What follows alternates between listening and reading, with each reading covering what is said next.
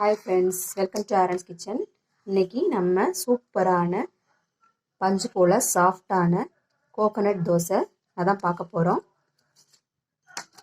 அதுக்கு சூப்பரான தேங்காய் சட்னி அரைச்சிருக்கேன். அதான் இன்னைக்கு நம்ம வீடியோவில் பார்க்க போகிறோம்.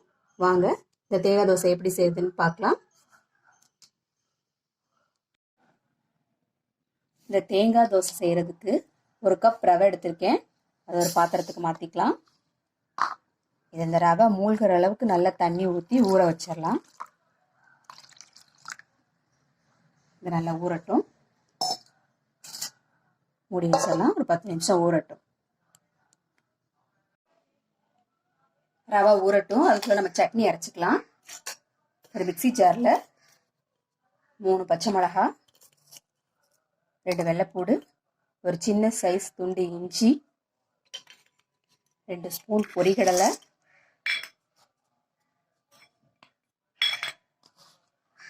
2 ஸ்பூன் தேங்காய் தூள். தேங்காய் கொஞ்சம் கூடவே போட்டுக்கலாம், அப்போ தான் சட்னி டேஸ்ட்டாக இருக்கும்.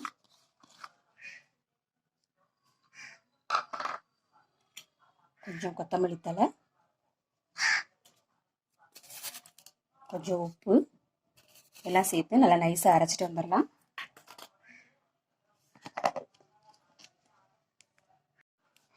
ஒரு மிக்சி ஜாரில் நம்ம ஊற வச்சுருக்கோம்ல அந்த ரவையை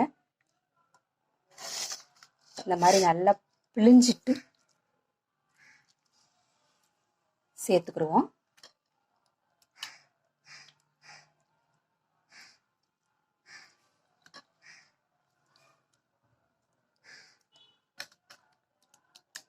ரவை நல்லா ஊறிடுச்சு. அதனால் நம்ம தண்ணியை பூரா நல்லா இருத்துட்டு மிக்சி ஜாரில் சேர்த்துக்கிடுவோம்.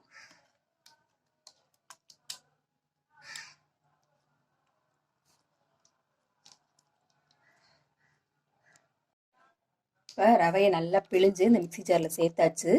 இதோட ஒரு 1/2 கப் தேங்காய் எடுத்துருக்கேன், அதையும் சேர்த்துக்கலாம். இது ரெண்டத்தையும் நல்லா நைஸாக அரைச்சிட்டு வந்துடலாம். அதை நல்லா நைஸாக அரைச்சிட்டு வந்தாச்சு. இதெல்லாம் தோசை ஊற்றுற பதத்துக்கு நல்லா நைஸாக அரைச்சிட்டு வந்தாச்சு. இதில் இப்போ ஒரு 1/2 ஸ்பூன் ஆப்ப சோடா,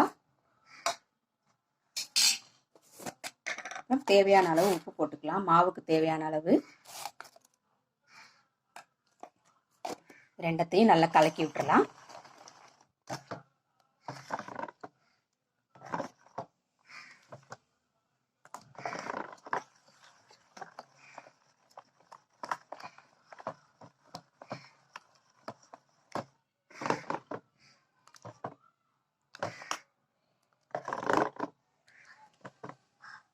நல்லா கலக்கியாச்சு. வாங்க இப்போ தோசை ஊற்றி பார்த்துடலாம்.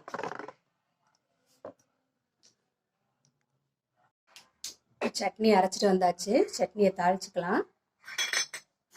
எண்ணெய் காய வச்சுருக்கேன். அதில் கடுகு உளுந்த பருப்பு போட்டு கருவேப்பிலை போட்டுக்கலாம்.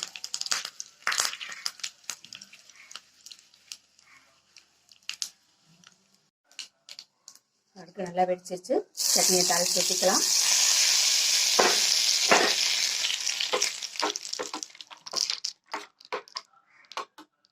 ஓகே, இப்போ தோசை சுட்டு பார்க்கலாம். கல் இப்போ நல்லா சூடாயிடுச்சு. வெங்காயத்தை தேய்ச்சிக்கலாம்.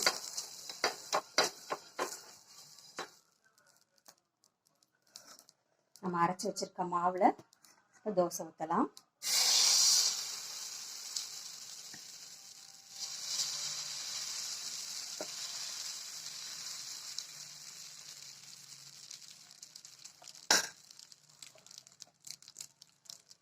சுற்றிலும் கொஞ்சம் எண்ணெய் ஊற்றிக்கலாம்.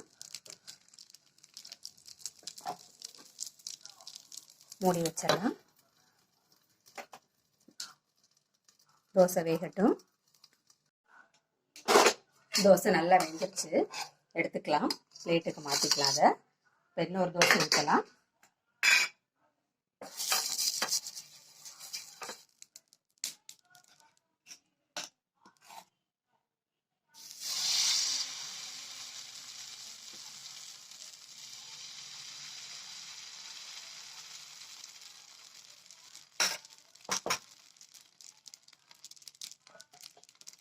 எண்ணெய் ஊற்றிக்கலாம் சுற்றி. அப்படியே வேகட்டும். இந்த தோசையை வெந்துருச்சு, எடுத்துட்டு பிளேட்டுக்கு மாற்றிக்கலாம்.